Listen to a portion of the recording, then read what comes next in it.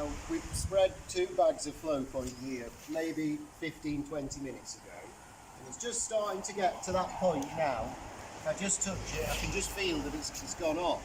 And now it'll take just starting to clean it off.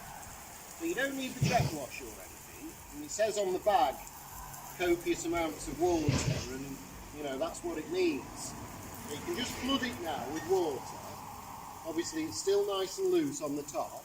It's cured in the joints, but it's not set enough that it's going to stain the sets. And just with a hose pipe on a fairly gentle setting, you can see that we're able to just start to clean it off. We're not blowing it out of the joints, but we're still able to wash it off the top of the cobbles. So obviously the timing is crucial. You don't want to let it go off much more than this, otherwise it's potentially going to stain the cobbles.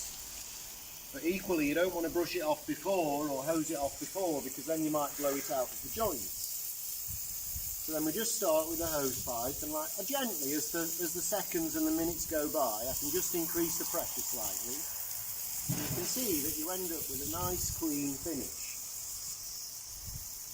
Now just here's a good example. These are a few bags that we did maybe an hour or 2 ago.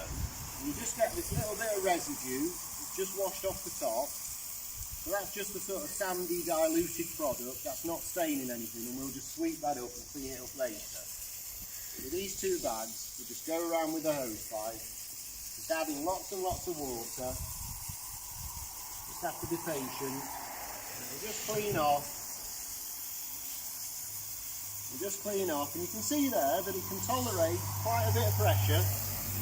It's not blowing it out of the joints, but it is cleaning it off the top of the cobbles. And you end up with this lovely clean finish that is really, well, impossible to achieve really, pointing in the traditional way. And there you go. That's cleaning off the flow point. That'll do it.